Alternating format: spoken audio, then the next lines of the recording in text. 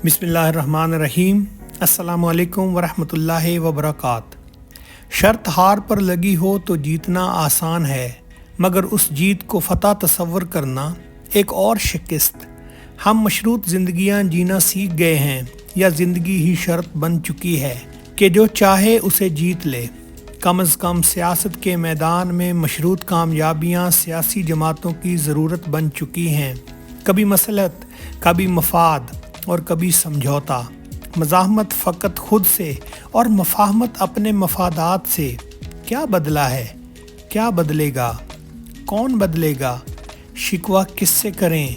ज़माना शनास सियासतदानों से या मौका शनास रहनुमाओं से?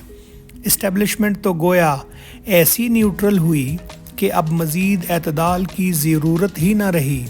अज़ल के अटल इस्टेब्लिशमेंट ने रुसवाई के बदतरीन अदवार में भी कभी बेनज़ीर भुट्टो जैसी रहनुमा और पीपल्स पार्टी जैसी जमहूरियत पसंद जमात से NRO लिया, तो कभी नून लीग से मुफाहमत तय की।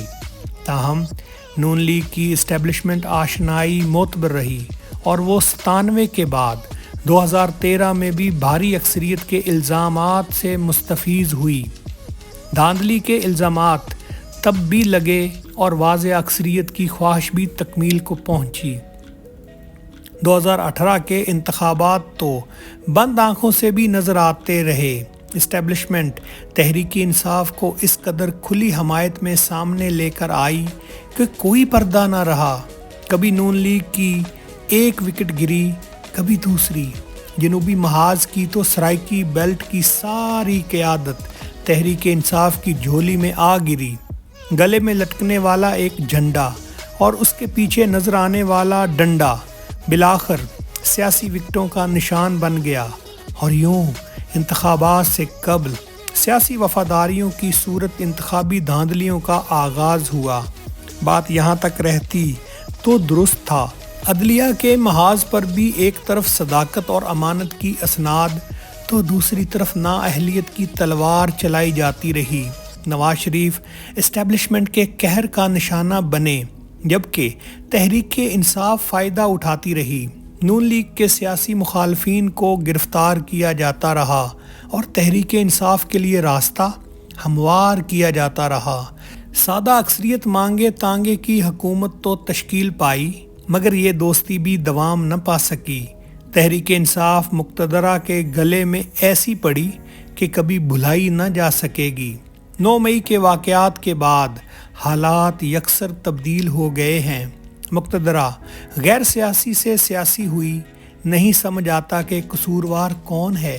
तहरीक इंसाफ कि जिसने सियासत में तशद्दुद को दाखिल किया और गैर सियासी और गैर दानिशमंदाना फ़ैसलों से इस्टेब्लिशमेंट को मजबूत किया, या ताकतवर का गैर सियासी होना महज आँखों का धोखा था।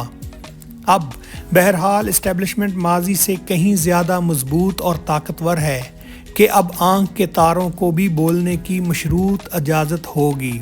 नवाज शरीफ वापस आ रहे हैं। खूब धूम है कि लंदन से रेड कारपेट रुखसती के बाद अब वापसी भी शानदार होगी। एक और स्टेज सज चुका है। तहरीक इंसाफ की विकटें धड़ाधड़ गिर रही हैं और इस्तेहकाम पार्टी के सियासी बफर जोन को तैयार किया जा रहा है। फर्रुख हबीब जैसा तहरीक इंसाफ का जियाला रूपोश या गिरफ्तारी के बाद इमरान खान के खिलाफ चार्जशीट लिए खड़ा है।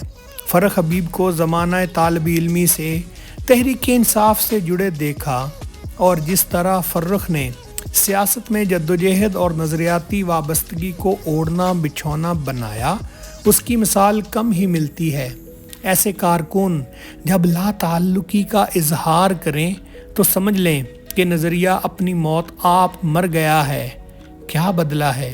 कल एक जेल में था, दूसरा आज जेल में है। बस बदला है तो इस्टेब्लिशमेंट की ऐनक का नंबर बदला है, बाकी सब वही है। कल तहरीक इंसाफ को उम्मीद थी, आज नून लीग उम्मीद से है। बाकी इनकलाब जिंदाबाद। अस्सलामु अलैकुम वरहमतुल्लाहि वबरकातुहू।